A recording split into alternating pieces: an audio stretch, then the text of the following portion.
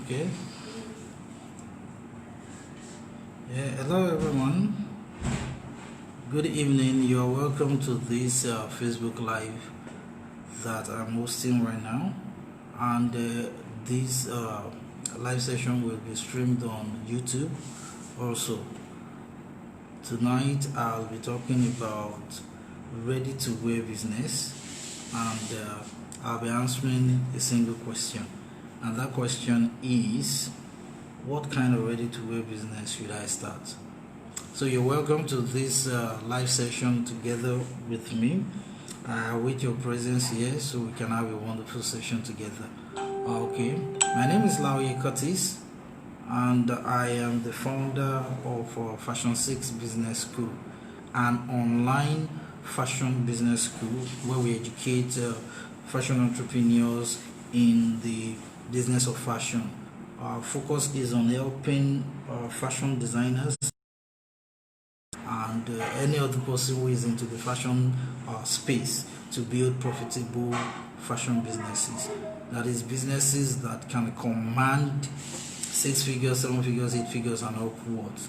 With local customer base and international customer base. So you are welcome to this Facebook Live. Please indicate in the comment section when you join the live feed, so I can know who's here with me. I can see a couple of us already are here, so thank you so much for coming on board for this. This is the first Facebook Live I've been doing this year, and it's stemming from a restructuring which has come into play in terms of my personal brand and online presence, helping fashion designers, helping fashionpreneurs to succeed in this industry.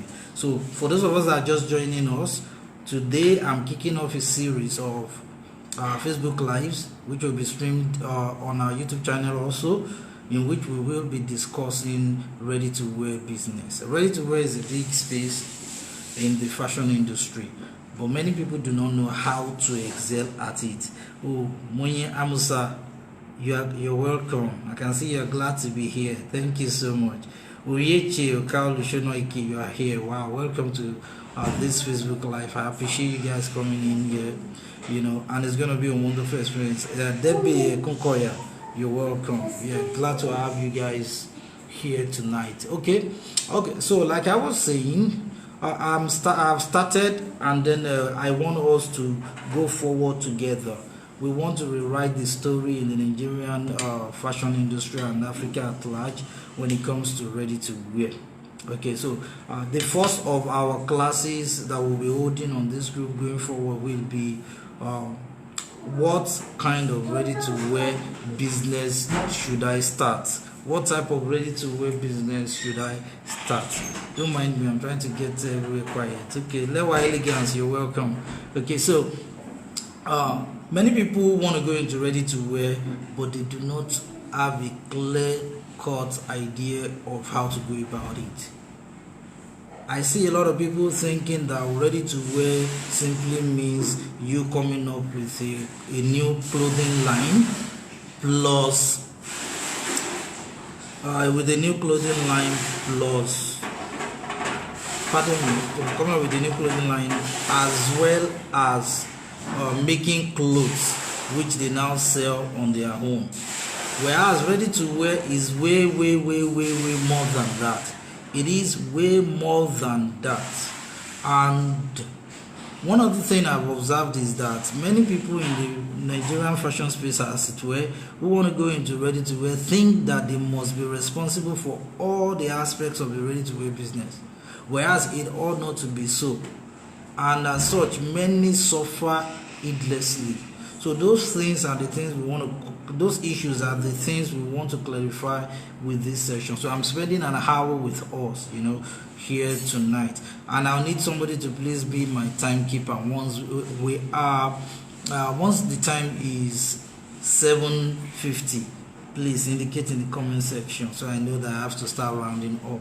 Facebook Live has a way of sucking your time, and before you realize you are spending more than an hour. Okay, so let's get started ASAP. What do we understand by ready to wear? Well, ready to wear is a subsector of the apparel industry. The apparel industry is a subsector of the fashion industry. Now, the umbrella body for anything fashion is called the fashion industry. Now, the beautiful thing is that the fashion industry, right, now has so many sections. One of them is apparel industry, which is the sector that is responsible for the creation of clothing. That is turning of raw textile into different designs of clothing that we wear. Which is what the general public is aware of as fashion. Whereas there's another sector, which is the fashion education sector. The fashion education sector on its own is another industry, a big industry as it were.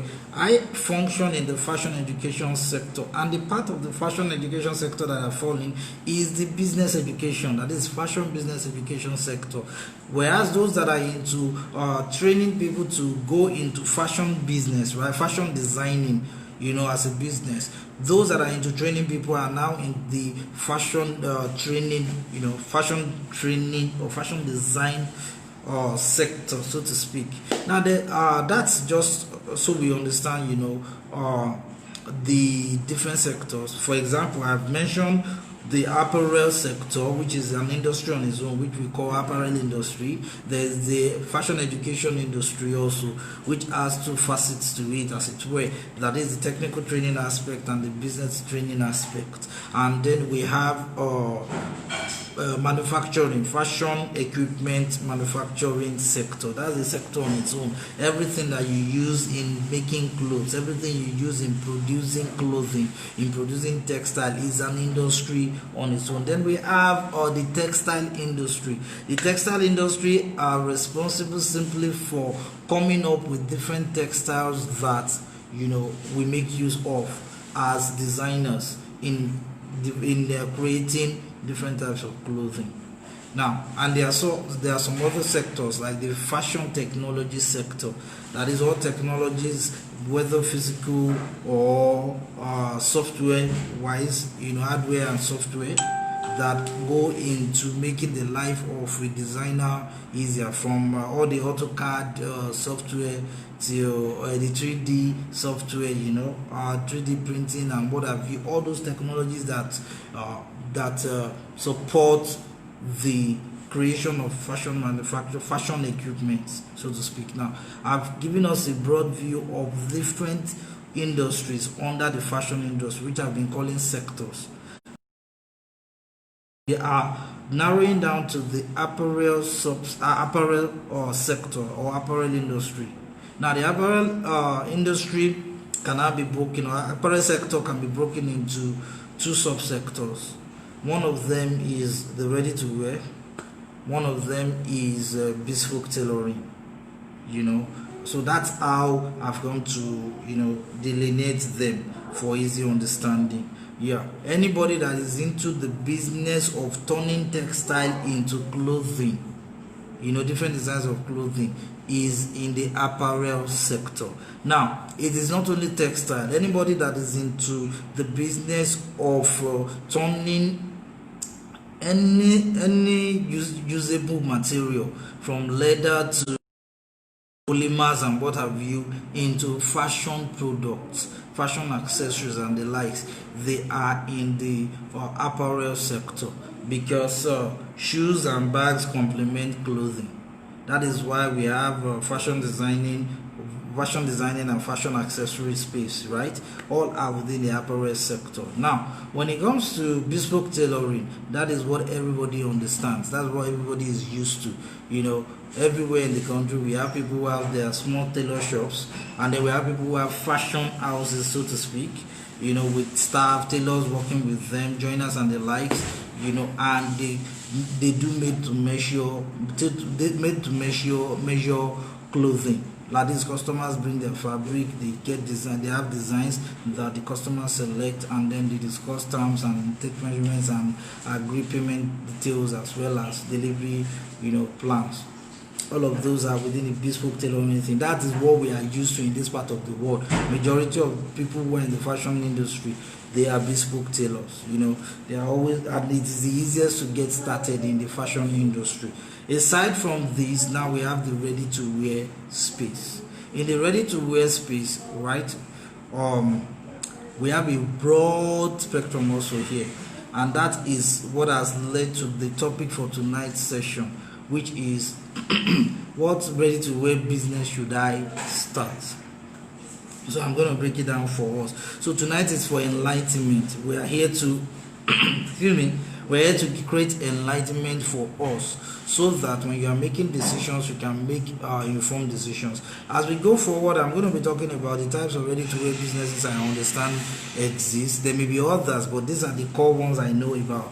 Then I'm going to be talking about going into ready-to-wear business as a self-employed person or as someone in paid employment, and then we'll be looking at what it takes to succeed in ready-to-wear business. So that will be the direction in which we are going into. Oh, thank you so much, Munya Musa. She's helped us to capture some of the comments I've made, so that those joining us can read in the comment section and catch up. Yeah, the apparel sector of the fashion industry is divided majorly into two sections, which are the ready-to-wear and the bespoke tailoring space. And I said the bespoke tailoring subsector is where many of us in the fashion space, those that are into fashion designing, actually belong. However, there's a broader space, that is the ready-to-wear space.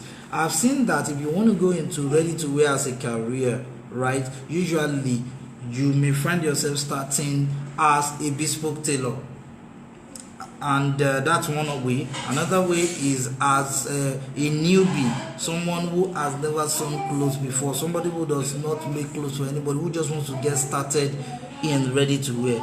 Right, good. Now let me take it from the bespoke tailor space. Naturally, in our part of the world, in most part of the world, the easiest way to get started in fashion designing is as a tailor, a bespoke tailor. Don't mind all the big English that you hear. Many designers around here claim. People claim they are fashion designers. As long as you are doing made-to-measure clothing for customers, you are into bespoke tailoring. You're a bespoke tailor. Let's say it as it is. Now, a fashion designer, right, is someone who comes up with the designs or the design concepts, right, and the designs and production of clothing apparel. And they may sit behind the machine to sew, or they may not. The fact that you're a fashion designer and you don't sit behind the machine to sew because you are the expert in pattern drafting and the likes does not mean that the type of business you run is fashion designing. No, you are into bespoke tailoring. That is your business. If you work with customers making made-to-measure clothing for them. But if you are going into ready-made outfits that people can pick off the shelf, portapita type of clothing, then you are in the ready-to-wear space. Now, the difference between the ready-to-wear space and the bespoke tailoring space is that bespoke tailoring is made to measure. Either you have the designs that you want to specialize in and sell to customers, that anytime somebody needs that kind of clothing, you are the go-to person, and when they come to you, you take their measurement and you make the clothes to fit to their measurements. That is one route of fashion designing. The other route is you already have different styles that you have made, and the different designs that you made, and you have size charts that you make and you produce, and people come and pick the ones that suits them, the one that meets their size, size charts and the likes, and they pay, and business ends there. That is ready to wear.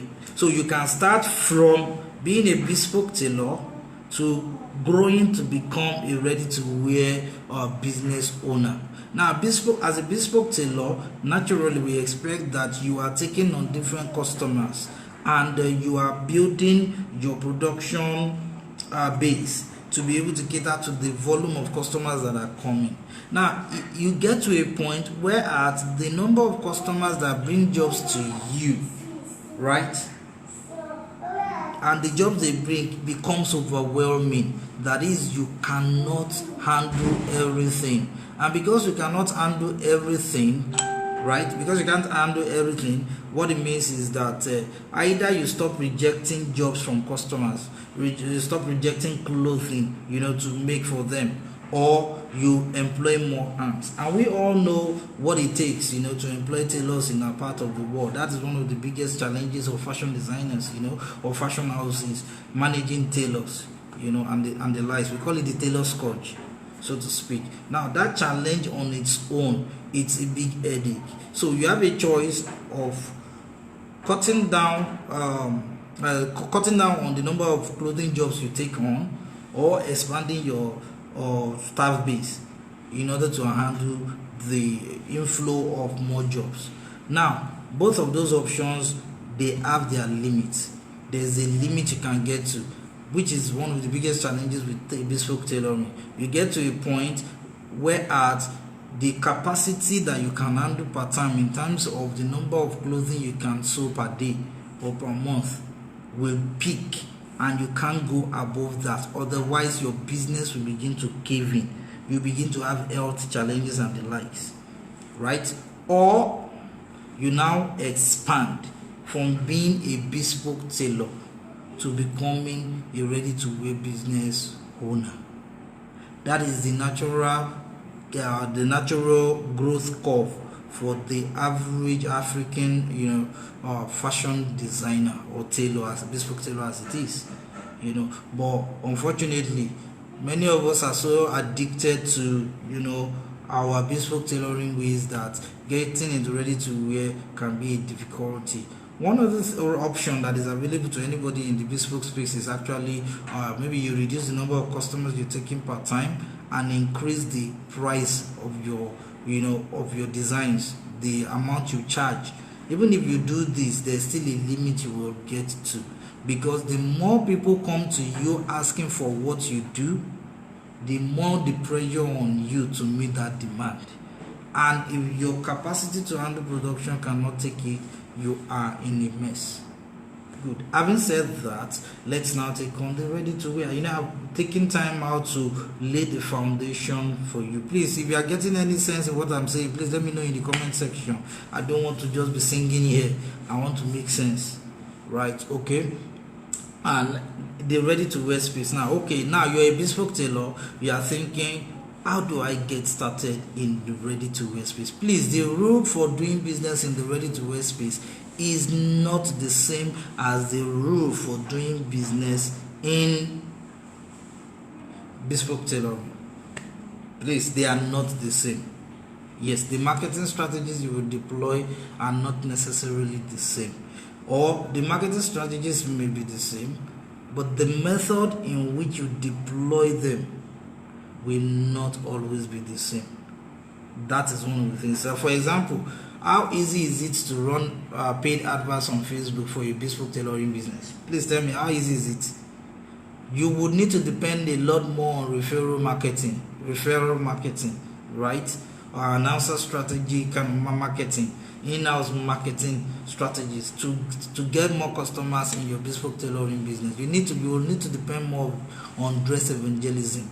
And all of these are usually tailored around organic form of marketing, which means you are not spending money on ads. Now, if you want to run ads for bespoke tailoring, for instance, you will be able to succeed at it if you already have a niche, and it is that niche that would inform the hard copy you create and the images you use. But when you're in the ready-to-wear space, you have to run photo shoots, for example. You have to create collections, for example. You have to create brand stories around your collections, for example. You have to run paid ads, for example. You have to do launches, for example. You can say, I'm giving you just a few of the things that come into the ready-to-wear space. Okay, so we are now at that point where The bespoke tailor wants to expand into ready to wear, whereas we also have at this point people that are in paid employment or other industries who want to now venture into the fashion space and want to start out in ready to wear. The question is, how do you get started? First, if you want to get started, you need to identify the types of ready to wear businesses that exist so that you can plug in appropriately. Now, I can say for a fact that there are two types, or should I say two types? No, there are two categories of ready to wear that I've come to identify with. Please, I need someone to help me in the comment section to capture these points. There are two categories of ready to wear that I have come to identify with. One of them is bespoke ready to wear, the other is mainstream ready to wear. Bespoke ready to wear and mainstream ready to wear. Bespoke ready to wear is ideal for anybody that is just venturing into ready to wear. Bespoke ready to wear is a hybrid of ready to wear, mainstream ready to wear, and bespoke tailoring. Mainstream ready to wear, right, has to do with creating collections of creating collections for your ready to wear brand and mass producing them, then selling them off. That is this the basics of mainstream ready to wear. That is the ready to wear we all know, which means that you have to raise funds, get fabric, create designs, and you know what, sew them en mass in different sizes, 10 size, 10 size, 14 size, 12 size, 16, and the likes, and then going to market them to sell. That is what we know as the classic ready to wear, right? The mainstream ready to wear. However, bespoke ready to wear now is a safety net for somebody who is just coming into the ready to wear space. Bespoke ready to wear simply means we are taking the best of ready to wear and we are taking the best of bespoke tailoring, merging them into one. Let me give you a simple example of how this works. You could decide that, okay, your niche as a ready to wear designer is for example jumpsuits. Jumpsuits. You want to be a specialist in jumpsuits. Now you come up with a design of a jumpsuit collection or designs for a jumpsuit collection. Now, designs for a jumpsuit collection actually means that you have several designs on the table, and these designs on the table, right, you want to now mass produce them to sell. Now, you already have a contract with a fabric dealer whom you can source a particular type of fabric over and over from, so that when you come up with a prototype design, that is a sample of your designs of different jumpsuit. For example, we could have a jumpsuit that is full-length jumpsuit. We could have a jumpsuit that is sleeveless. We could have a jumpsuit that is at the knee, that is knee length. Those are just examples of jumpsuit designs that you can come up with, and you want to launch them as your jumpsuit collection. Now, what you do is you make samples, that is prototypes. Now, these samples that you make, right, you now run photo shoots for them. That is, you go into the studio, you go to a wonderful studio. Studio 24 is an excellent place to go to. Or if you can get a photographer to come and do shots for you, and you do some excellent photo shoots. Now, when you run the photo shoots, you now use those photo shoots to run adverts, whether organic adverts or paid adverts, to advertise to people, we have these designs in stock. We have these designs of jumpsuits in stock. And then you put your pricing on top on each of those designs, right?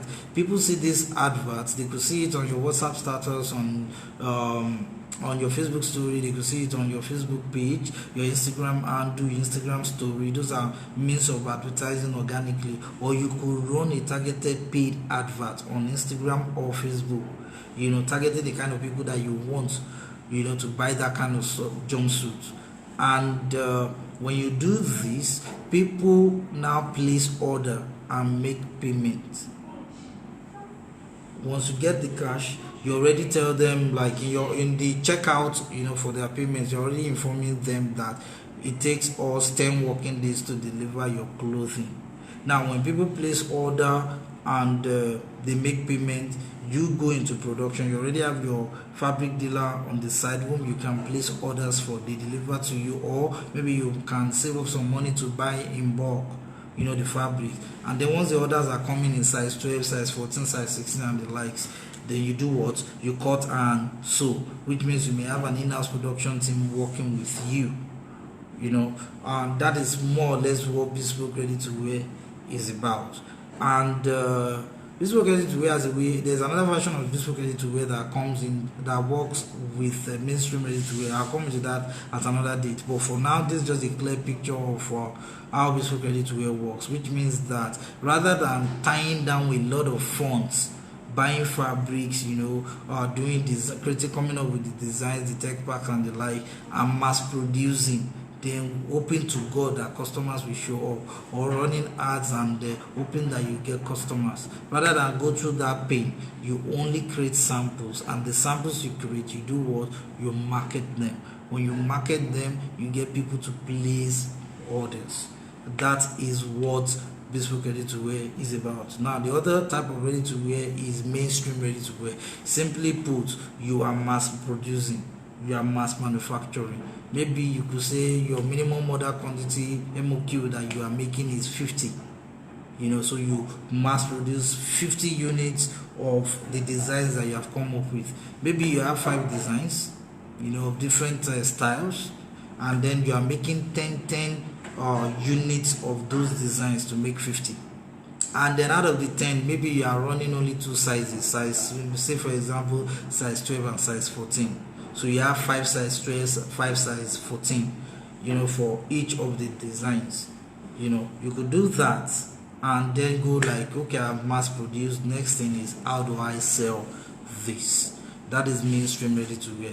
Now mainstream ready to wear works on the basis of minimum order quantity. That is, there's a minimum quantity of the designs that you will manufacture, and then you distribute. You use your distribution channels to sell them. That is mainstream ready to wear.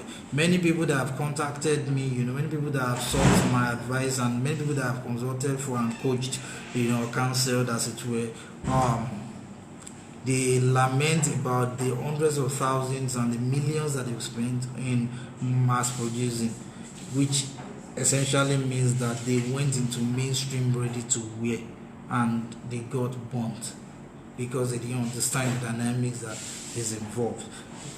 Based on what I've shared with us so far, you can see that I've clearly put it to you on the table, before you, that you can go into ready to wear. 2 categories of ready to wear that you can venture into.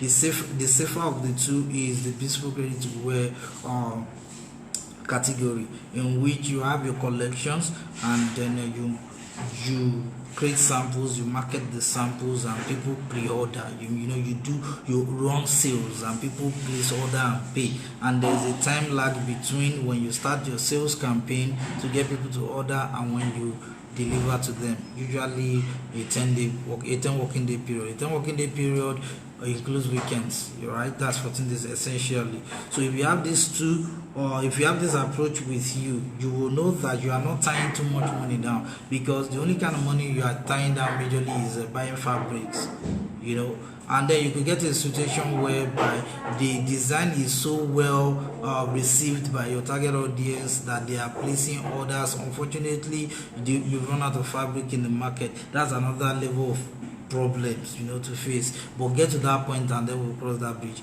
For now, what I want you to know is that you can start ready to wear on a small scale in the bespoke ready to wear model, which is what I said, a bespoke ready to wear category, or rather maybe we'll call it bespoke ready to wear model, and the other model is like I said, mainstream ready to wear. Yeah, so mainstream ready to wear simply means that like I said, you are mass producing.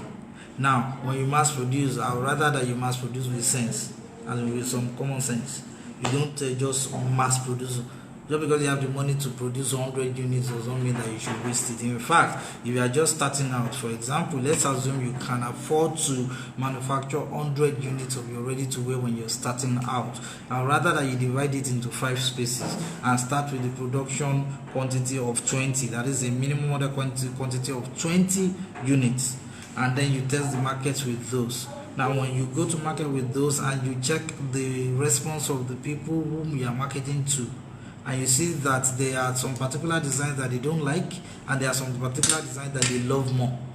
Now, you may be surprised that the design that you expect will sell more may not sell as much, whereas the one that will sell the most, right, will be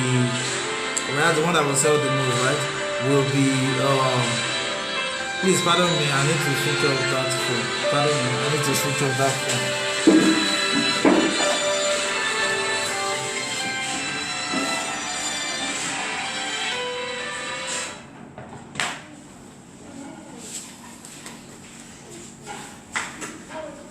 Okay, sorry. Yeah, I'm back. So like I was saying, right, you need to manage your production. If you can afford to make 100 units at once, don't rush out. Do 20, that is 1/5 of the amount that you could afford to produce. When you make the 20 and you go to market with it, check the market, see which one is getting high reviews, which one is getting more sales. The ones that are getting more sales are the ones you now go back to mass produce more quantity of them, while the ones that aren't getting the getting as much reception by your target audience when you run your marketing, those ones you may decide to stop producing them, or maybe you repurpose them as a giveaway when they buy two of the the ones that are selling most, that kind of thing. Please, if you have questions, you can drop them in the comment section so that I can handle them, I can tackle them while we're having this class, right? Okay, so that said, one other point I want us to know is this: bespoke ready-to-wear or mainstream ready-to-wear, both of them have their dynamics. Dynamics means the things that go on in them which you may not have control over, but you just have to understand how they work, right? Good. Okay, so that said, I will now talk about the types of ready-to-wear businesses that you can step into. Now, the funny thing is this: apart from telling you the type of ready-to-wear business that you can run, right? I am going to also talk about what it takes to succeed. Yeah, I don't want to jump the gun, even though my mind is saying say these things. Okay, let's take on the types of ready-to-wear business you can do. See, when it comes to the ready-to-wear business space, right? I would like you to take note of these terms I'm about to call. We are familiar with them already, so it's not like I'm telling you anything extraordinary. However, we are just rearranging our minds so that we can put things in the right perspective, and you can make informed decisions. The essence of this video class, this Facebook Live, is to help you to make informed decisions, so that it isn't when you have produced God knows how many quantities of ready-to-wear, products, maybe 100, 200, and you end up doing charity. That's when you now realize that fashion business does not pay. When in fact you did not take the right decision that aligned with your personality, that aligned with your nature, as it were. Okay, so the types of ready-to-wear business that I want us to take note of this. The first word I would like you to take note of is this: number one, fashion retailer. Or number two, let's say fashion retailing. Don't mind me. Fashion retailing. Yeah, let's use that. That should be a better term. Number one, fashion retailing. So I need someone to help me in the comment section, to take note of these words. Fashion retailing is the first word I want you to take note of. The second one is clothing line. Number two. That is number three is bulk garment manufacturing. Yeah, those are the three types of ready-to-wear businesses I'm going to be talking about tonight. And each of them have their explanation. See, the first of them, fashion retailing, is this, and this might come as a shocker. I just hope you are ready to take it as I say it. Fashion retailing is an industry on its own. Can you see how big the apparel sector is? is broken down into the ready-to-wear subsector, and now inside the ready-to-wear subsector, we now have another industry which is fashion retailing. Wow. Now, fashion retailing is one type of ready-to-wear business that you can venture into. This type of ready-to-wear business is the reason why people who do not know how to sew clothes, people who do not know how to design clothes, people who do not understand the production process of cloth making can venture into fashion business and succeed effortlessly. So if you are in the fashion industry and you're a bespoke tailor right now, a fashion designer right now, and you are feeling overly important than you ought to be, please humble yourself. People in other industries, successful professionals, successful bankers are now venturing into fashion. It's no news anyways. I mean, I get to talk to a lot of people who have not even been in the four walls of a fashion school, who are running successful fashion businesses. So it is not by your sewing and design skills that you will succeed in ready to wear. No, it's by your business sense, understanding where to play, where to position yourself. Okay, so fashion retailing has to do with you retailing fashion wares produced by other designers. Did you get that?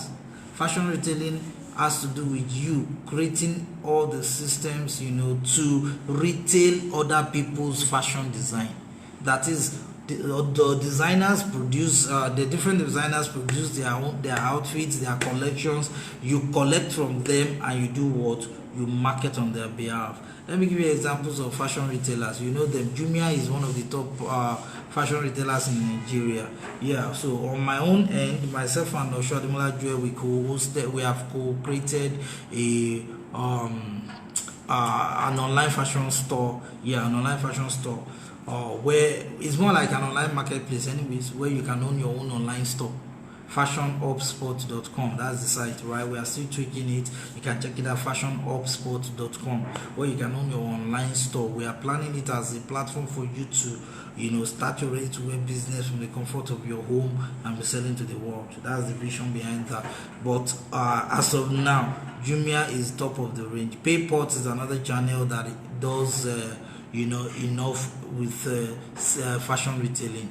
Now, when you bring it closer home, the 5K shop, the 5kshop.com, THE, then 5, number 5, then letter K, then the word shop.com, the 5kshop.com. They are fashion retailers, and then a host of others who they take on different designers' products, right, that they stock and they sell. Now, the interesting thing is that you can go into fashion retailing without having to stock anybody's product. When you do that, what you are deploying is the dropshipping model, of selling. Dropshipping as in you already have designers who make clothes, right? Who have wonderful designs that they want to sell, but they don't know how to sell. You now partner with them. You run photo shoots for them, or you tell them to send you the best of their pictures, and you market this on their behalf as if you own them. And when people place order, you are the one they pay to. So once they pay to you, you are now like an intermediary, the way Jumia will be an intermediary for those sellers on their platform, the merchants on their platform. That's exactly how fashion retailing kind of works, when it comes to you not stocking anybody's designs. So in that space, if you're in that space, right, you are a drop shipper. Now, this kind of business is excellent for people who love to sell things, who love to dress to kill, who love the flashy part of fashion and not the production part of fashion. If you know that you love fashion, you love everything fashion, you've gone to fashion school, you are very gifted in pattern drafting and the likes, but you hate to sit behind the machine, please, fashion retailing is one of the best routes for you to start your ready-to-wear business. Because people that are in the fashion retailing space love fashion just like those that are in the sewing space. Now, you don't love fashion more than I do. I'm a fashion business coach. Everything I'm doing is about the fashion industry. So what love do you have for fashion more than I do? Because I can't sew clothes does not mean that you are better than me. We are all in the same industry. So people who love fashion, anything fashionable, you will find them there. And they love to dress to kill. They love to sell. They love to talk about fashion. Those kind of people will do very excellently in the fashion retailing space. So fashion retailing simply means you are selling other people's clothes. Shikina. You are selling other people's footwear. You are selling other people's fashion accessories. So you build a brand, right, as a seller for others, which means that you are filling a gap in the fashion industry value chain, in the value chain of the fashion industry. I know the gap that you are filling the gap of sales, because many designers who are into the production space do not like to sell. They are afraid of selling. They don't like marketing. We've been coaching people on my coaching platforms to sell. Many of them still are afraid of selling. Now you can come in and fill that space. You can come in and fill that space if you're a fashion retailer. Good. Now, fashion retailing is also excellent for those that are in paid employment. If you're in paid employment, and you can't leave your job to start producing your own clothing line, your own brand, as it were, your fashion, your designs, you can actually start off as a fashion retailer. That would help you get started. It's a foothold. Let me give you examples. When you go to ShopRite, to Ikeja City Mall and many of the ShopRite themed shopping malls, you will see different fashion retailers there. You will see Mango. Hope you know Mango. You will see Grey Velvet, that's a Nigerian brand. You will see Ruffington Boots. You will see Mr. Price. You will see Calvin Klein, right? And the likes. Those guys are fashion retailers. Woolworth, they are fashion retailers. Pep, Pep, they are fashion retailers amongst others. Now, what do? They retail fashion designs by others. That's a different route on its own. And don't worry, in the coming weeks, we will be taking on them one by one, and breaking it down deeper. So, fashion retailing is a wonderful space to go into. Please, everybody is not meant to sew. Everybody shouldn't be sewing. It isn't everyone that has business sewing. I would have to reiterate it. It isn't everyone that has business sewing. Some people, they have ruined their destiny in the fashion industry by going to fashion school, buying a machine, renting an apartment, starting a fashion business. They just don't understand why they are struggling and not able to make headway. Yet, when you talk to them closely, they tell you they don't like sitting behind the machine. And we are wondering, what's the business that they are having starting a fashion house in the first place when they should be in fashion retailing, filling a gap that is highly needed right now in the Nigerian space and beyond Nigeria. So if you love fashion, you don't like sitting behind the machine to sew, please consider a career in fashion retailing.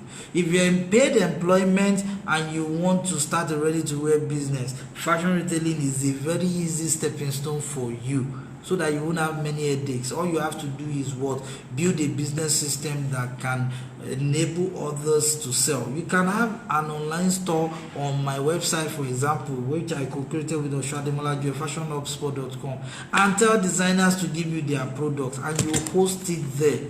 You agree a price with them, you agree terms with them, and you add your margin on top of the pricing that they give you. And then you can even stock without paying a dime. That is not for tonight. I'm just opening your eyes to what is possible. And you market, you run ads, you promote the store on their behalf. Please don't make the mistake of thinking less of online stores. Online stores are as real as brick and mortar stores. They are as real as brick and mortar stores. When we talk about brick and mortar stores, we are talking about the physical shops, physical boutiques that you see in town. Online stores are as real as them. What gives online store their edge is the integrity.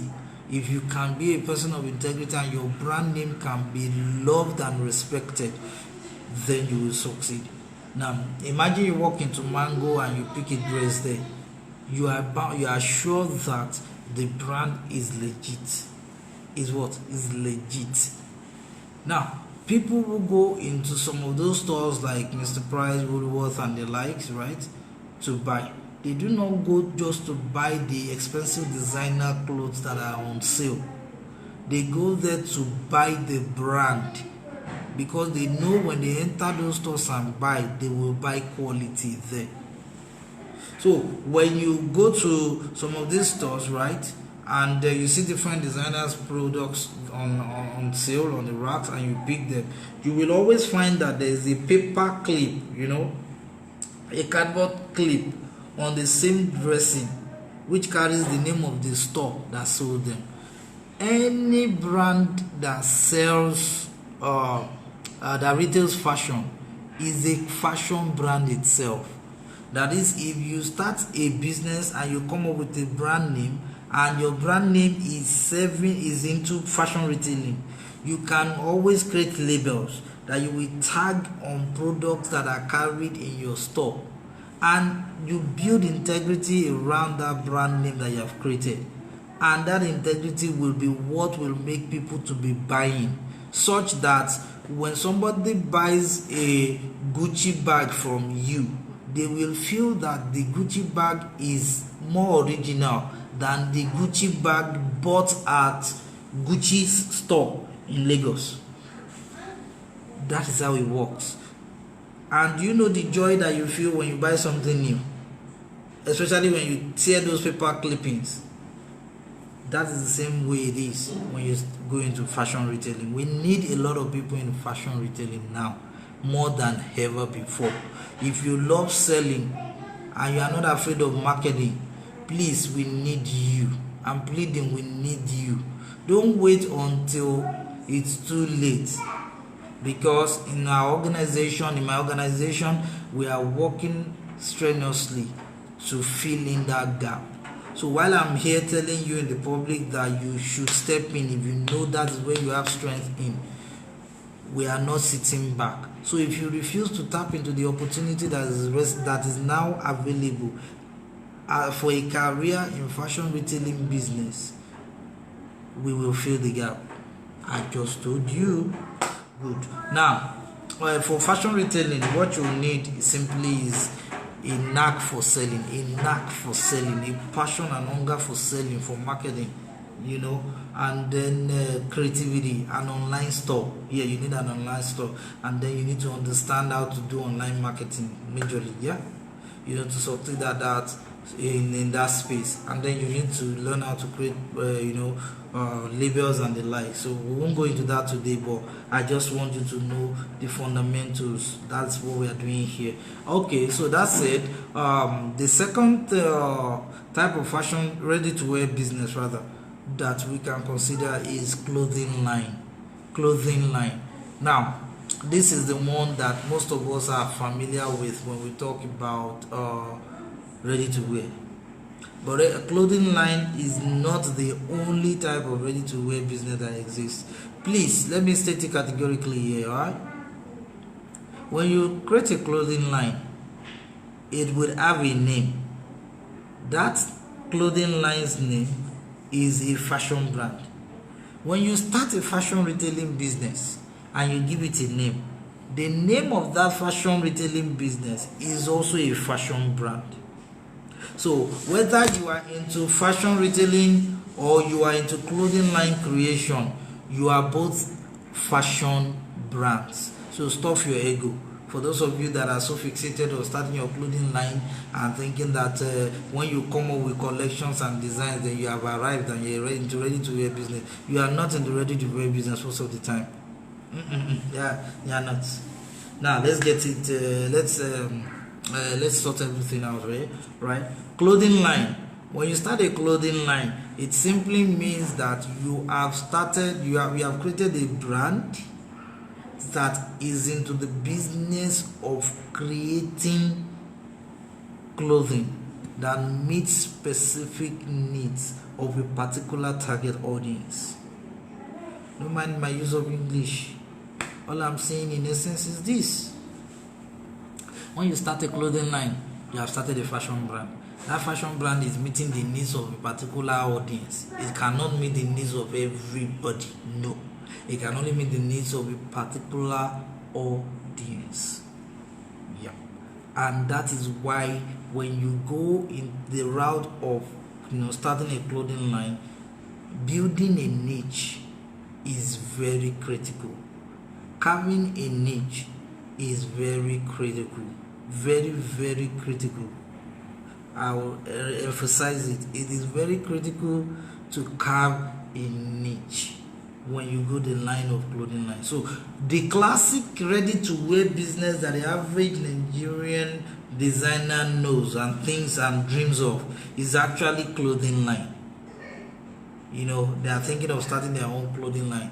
Now, what makes a clothing line legit or certified as a clothing line? What makes it certified is that you come up with collections. That means you come up with collections. COVID-19 has scattered the game. COVID-19 has altered the game in the garment production space. No longer is it fashionable to be creating seasonal wears. Many fashion brands in the US declared bankruptcy because of COVID-19. Primarks crashed because of COVID-19. In the case of Primarks in the UK, they refused to embrace online marketing. All their sales are done in store. When lockdown came and nobody is allowed to walk in and sell, a company that was generating $800 million or £1 million per year ended up making zero money during the lockdown. You can see the importance of online marketing, right? Good. So, that said, when you start a clothing line, right, you are essentially starting a fashion brand that is serving a specific target audience. Hence the need for niche building. When we talk about the niche, my niche is women's wear, children's wear, men's wear, sports wear, sometimes lingerie, and then you can say my niche is teens wear. My niche is footwear, my niche is heels, my niche is shirts, my niche is skirts, and the likes. Today is not a class for niche building, but I'm just pointing to you, right, the importance of niche building in terms of the audience you're targeting and the needs that you're meeting in their lives with your fashion designs. What makes a clothing line is the creation of collections. You can create seasonal collections, you can create evergreen collections. Seasonal collections are the ones that we are familiar with. We always look forward to the Western world to copy. They tell you that the trending colors for this year are yellow, orange, brown, and blacks and the like. And then they tell you that the spring summer style collection, SS20 collection that is coming out is featuring this and that and that. All of those, right, are a systemic approach to making us buy new fashion every year, which is why in the West, abroad, right, you see them coming up with new collections every year, and clothing that is bought this year by next year looks obsolete, like they were software, and that means that by next year the clothing you bought will no longer look fashionable because the colors are not the trending colors for this year, and as such you may have to dump them so that your colleagues do not laugh at you because they feel like you are broke. Can you imagine? Now, it is a systemic approach to make people want to buy fashion over and over, new fashion over and over and over and over. I mean, and it's worked until COVID-19 came and scattered that space. And I've been making that noise for 2 years, and telling people that bother to listen that when it comes to ready to wear, the best way to get started is in coming up with evergreen designs. An evergreen design is a design that is still in vogue 10 years from now. As long as the target customer sees it and knows that that design is going to meet a need in their lives and suit a particular purpose that they need it for, they will buy, regardless of the colors that you use. We need to start learning to do that, because most of the top brands in the world now, they are resorting back to evergreen collections. They are now stopping wastage in the production of garments across the world now. So you that are just coming on board, please don't just follow the bandwagon and say they create seasonal collection, summer style, spring summer style collections 2021, and then you follow the bandwagon. I pray another COVID-19 does not come up. You will not like the effects on your business. So when you run a clothing line, you create what? Collections. A clothing line can have different types of collections that they create. The collections you create can themselves become sub brands. For example, there's our ace designer Ralph Lauren. Ralph Lauren now has had for years Polo by Ralph Lauren. Now, the Polo by Ralph Lauren is a brand that sprung from Ralph Lauren itself, and today it's now a brand on its own, a ready-to-wear clothing line on its own, still under the Ralph Lauren, bigger brand. So we need to understand this concept, please. Yeah, so when we go into want to go to ready to wear, you can go in as a fashion retailer or as a clothing line owner. Now when you go into the clothing line business, in which you own a clothing line as it were, you have a brand name, and then you create collections, whether evergreen or seasonal, it's your choice to decide. When you go into that space, you have two challenges facing you. 1, production. 2, sales. Those are two core challenges that you have to deal with: production and sales. Now, many people that I know who are into bespoke tailoring, that want to venture into ready to wear, what they do not understand, what they do not take into cognizance is that when you step into the ready to wear space, you need to now master your sales and marketing skills, because your weaknesses will be exposed. I've not heard of where ready to wear is being sold mainly by referral marketing. It doesn't always fly like that. If you don't know how to run online ads, Facebook ads, you're on your own.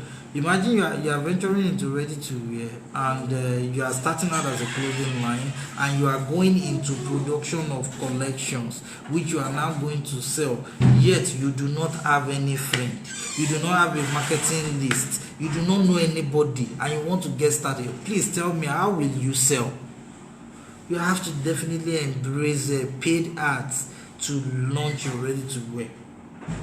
Now there's a dynamic to it, right? And maybe in subsequent classes that we have, subsequent Facebook Live, because every Thursday I'm planning on having this kind of Facebook Live session where we'll be discussing ready to wear, until we're just ready to wear, and then probably maybe I'll bring other people in.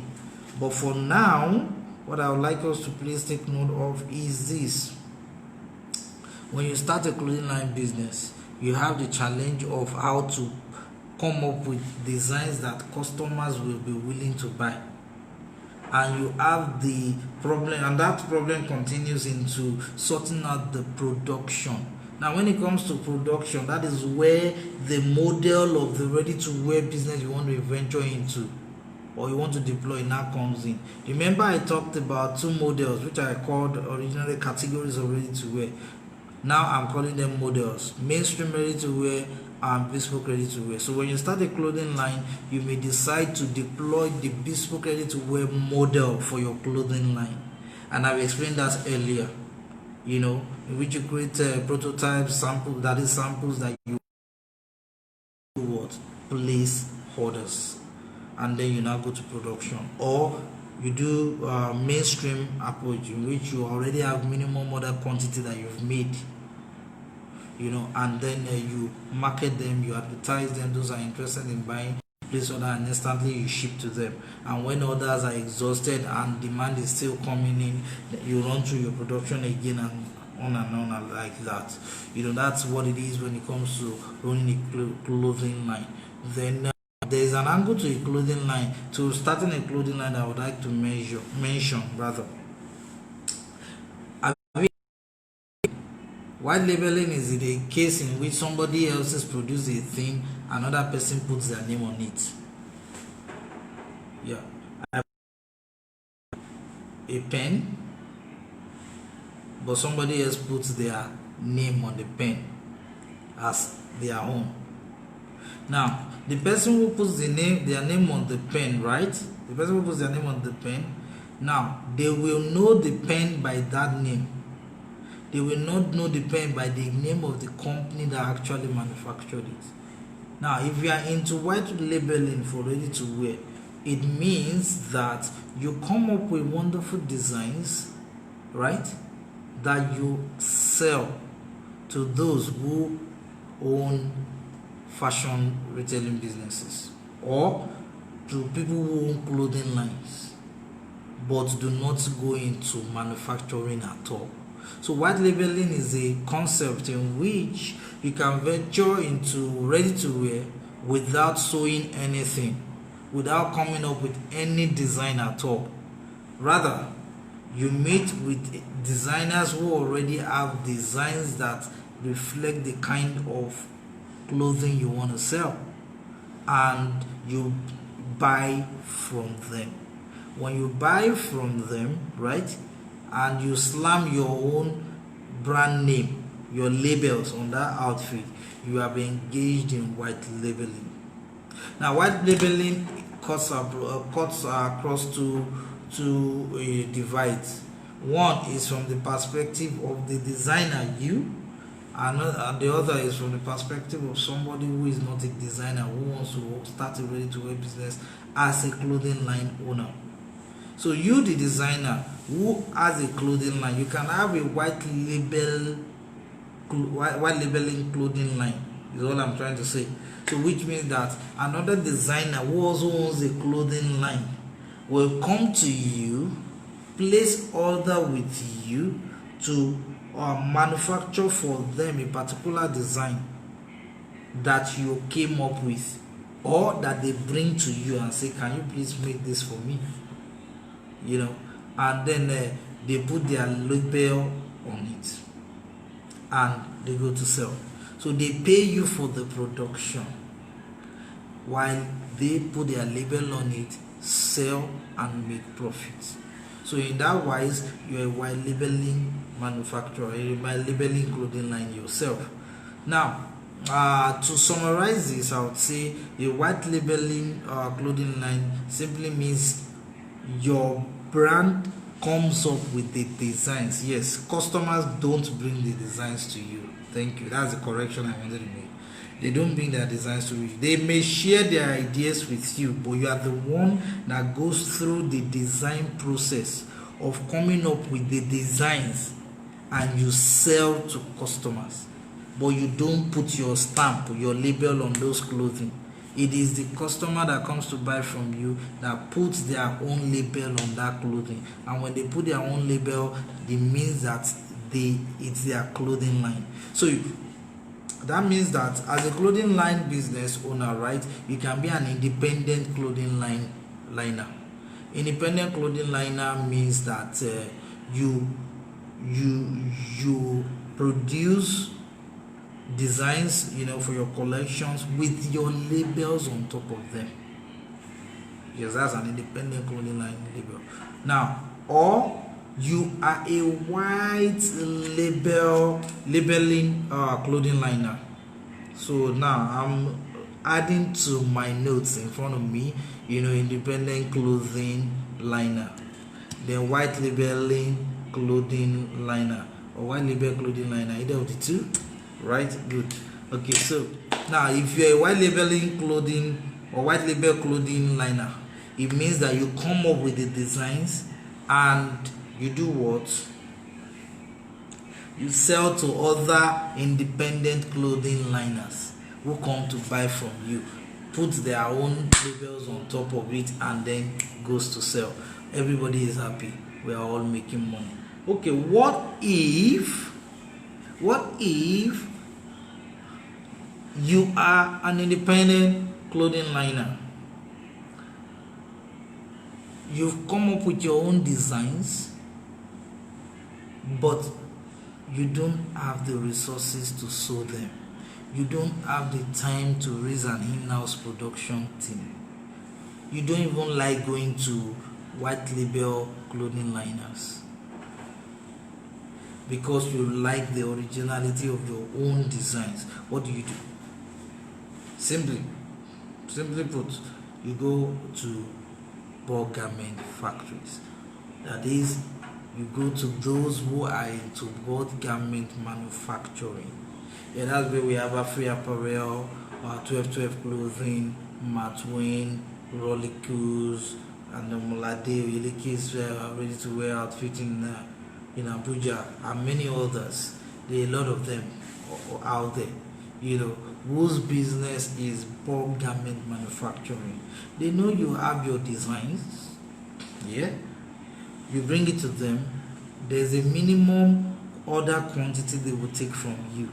A minimum order quantity MOQ means that there's a minimum number of units they would accept. Some will tell you that the minimum they will do is 20. Some will tell you the minimum they do is 50. Some will tell you the minimum they do is 100. Some will tell you the minimum they do is 10. Yeah, whichever minimum order quantity that they choose. The thing is, their business is to produce on your behalf.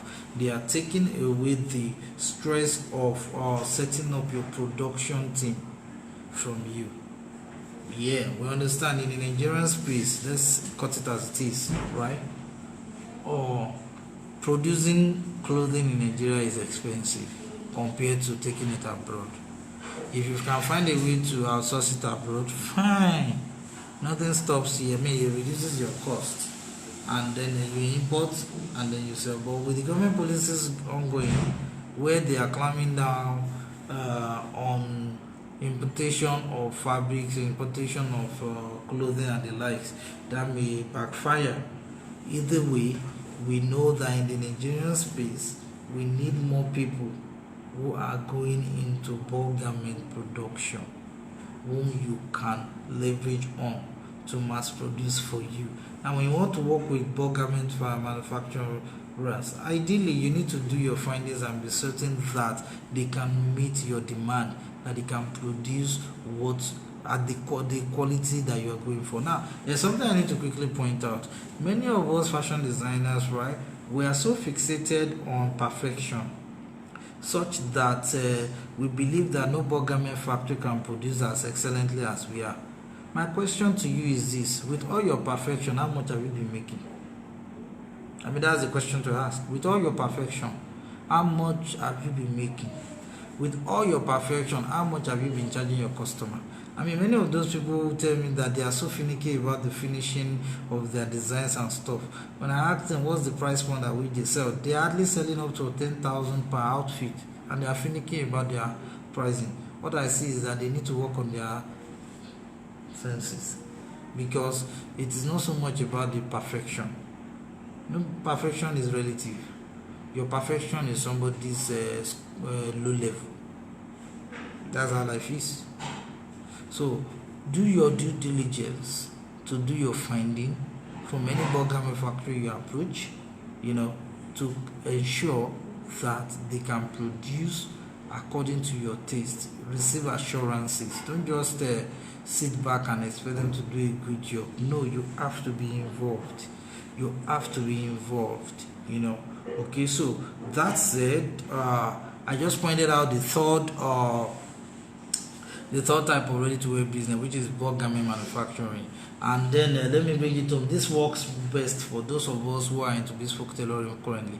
If you found out that you love working with tailors and you don't have challenges that much working with tailors, and you've always envisioned yourself like having a facility where there are so many machines, spread out before you, and then there are hundreds of people working, you have a dream and a calling in the direction of setting up a bulk garment factory. Start working on it.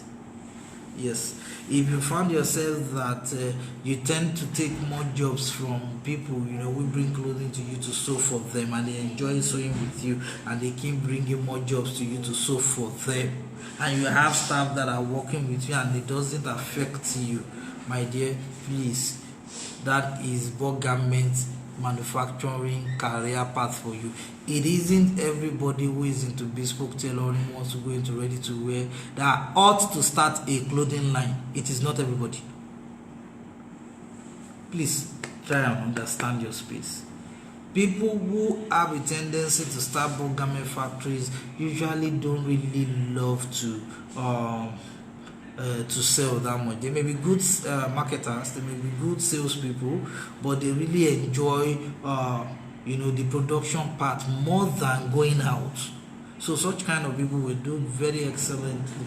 Now the twist of it is that there are now bulk garment factories right across the country who have packages that you can sign up for.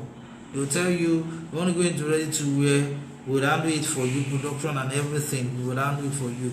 But we have investment packages, 150k, 200k, 120k, 100k. Just bring your money, you pick the designs from different designs that they have, and then they do the production for you. And then some of them even have packages that help you to sell. They will market the products for you and sell it for you, and then you come back and you collect your profit and your capital. Yeah, the bulk garment factories that I know personally who do that right now. 2 of them. Okay, so I'm not going to be advertising for free for them, but I'm just stating to you what is possible nowadays. Don't limit yourself. Many people ask me like, how much will it take to start ready to wear business? And I tell some people you can start as low as 50k if you're a genius. And then but on the average, maybe 200k will be alright to get started. But I'm not telling you that you go and reach 200k before you can start, or you now put yourself under undue pressure. And when I say 200k, we are talking from the perspective of those who are going into clothing line.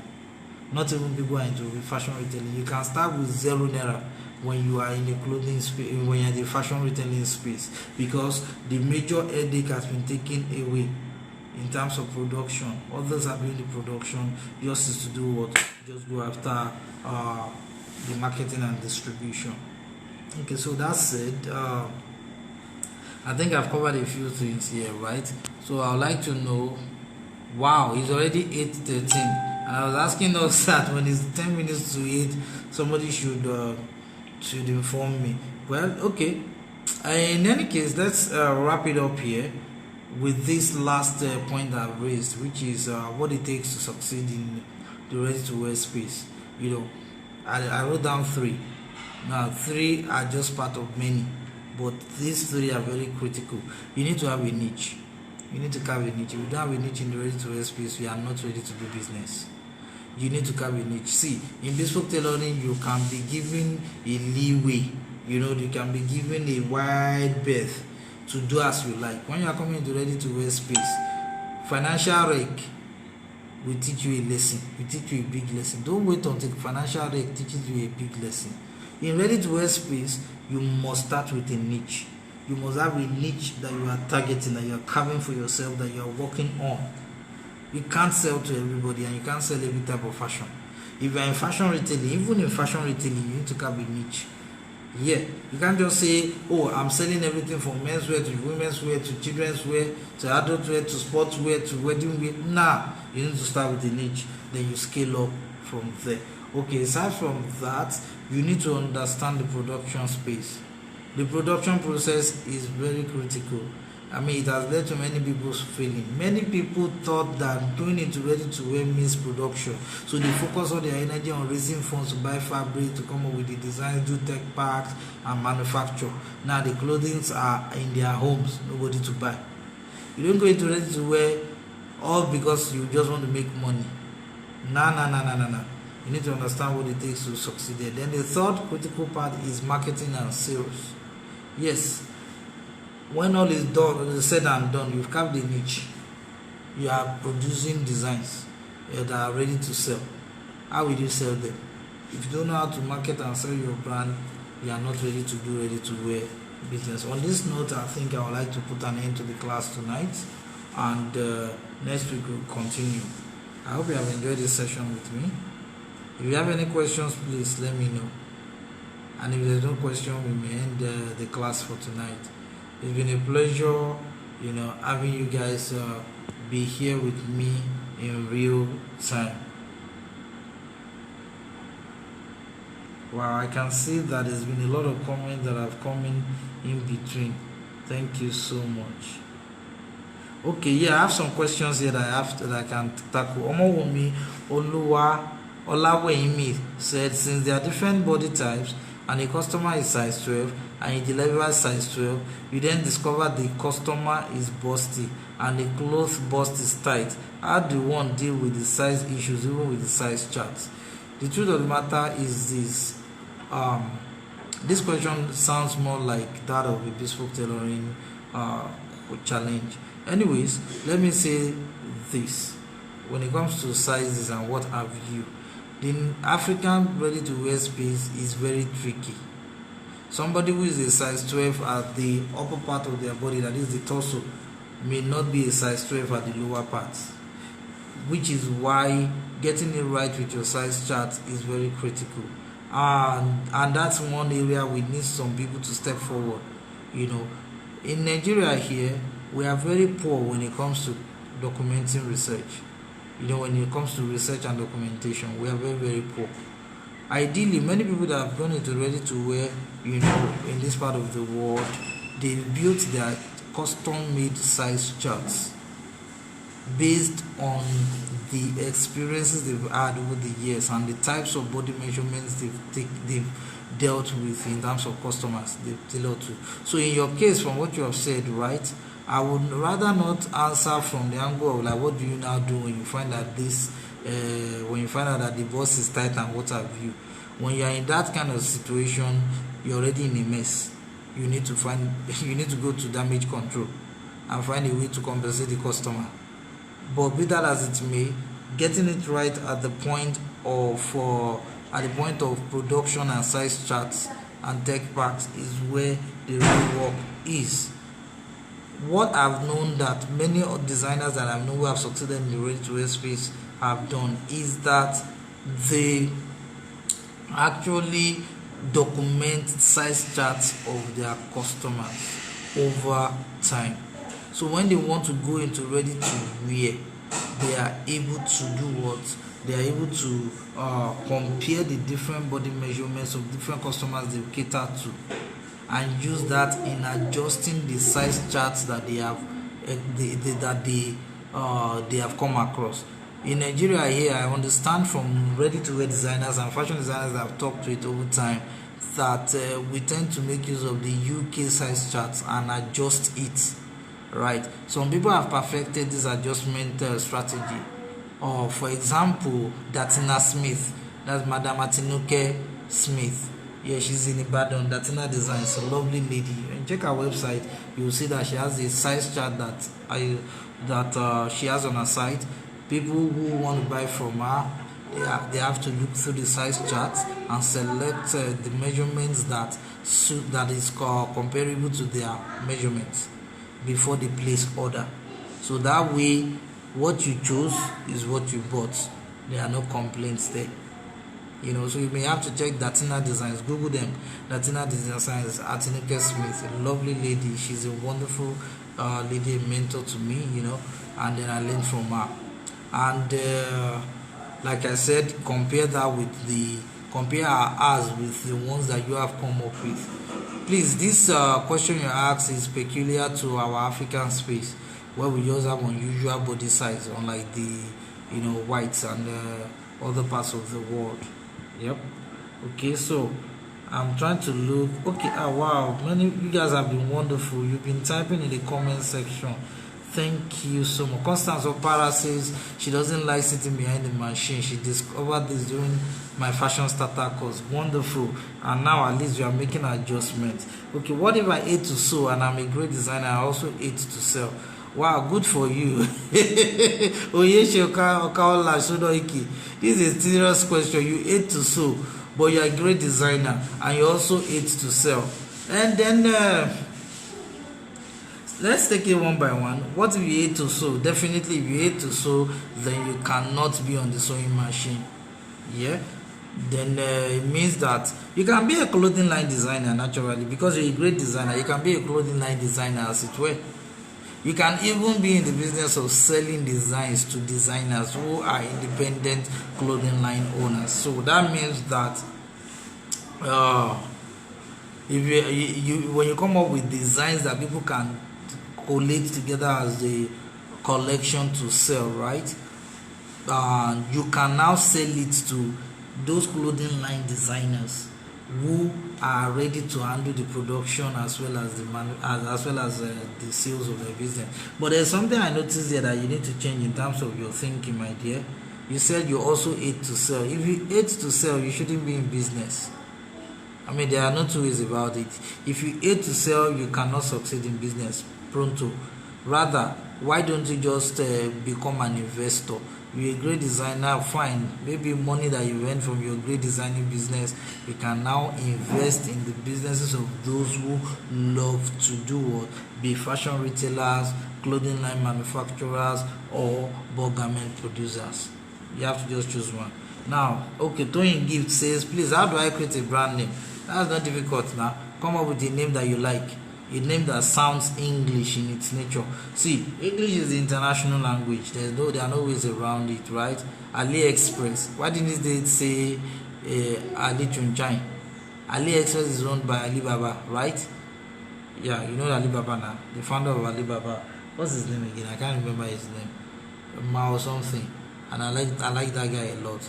You know, the founder of Alibaba added English to the name of his brand. AliExpress at that point, Thank you. So you want to come up with a name, that is sweet to the ear when you pronounce it. Now, I know some of us are very Africanish in our nature. We have neo-African. Yes, it has to be sound as our roots and what have you. Well, that's okay if you are still selling in the local space. When you are going beyond the border of your country, the pronunciation of your brand name is going to be a limiting factor on your sales. I just told you that. Thank you. Now, let's see. Somebody just said, how do I start ready-to-wear business for ladies and kids? Well, Yalaji said, how can she start ready-to-wear business for ladies and kids? Well, when we get to niche building class, this question will be very relevant. For now, if you want to start ready-to-wear business for ladies and kids, you can decide whether you want to start as a fashion retailer for ladies and kids wear, then you can do that. Or you can decide to start a clothing line for ladies and another clothing line for kids. But if you ask me, I'll tell you to start with one. Then when you are successful with that one, from the profits you generate, you now expand your ready-to-wear clothing lines to maybe kids also. Maybe you start with kids and you expand to ladies, or you start with ladies and you expand to kids. But beyond that, you can follow any one of these approach. You can be a bulk garment factory. You can start a bulk garment factory that specializes only in ladies' wears and kids' wears. But you can choose to start a clothing line, for ladies and kids. Or you can start a fashion retailing brand that sells designs for ladies and kids. Okay. Wow, thank you so much, guys. Okay, I've been trying to read through the points that have been listed so that I can attend to any question and then we shut down. I appreciate this. I appreciate every one of us that have put up that have been writing the key points Thank you so much. God bless you. It's been a pleasure having you guys around. I hope you enjoyed this time. Okay, Kemisola is saying hope we get a replacer. Yeah, definitely it will be here for the next 24 hours before I pull it down. Okay, so thank you and God bless you. Have a lovely night rest. Till we meet again next week. Bye for now.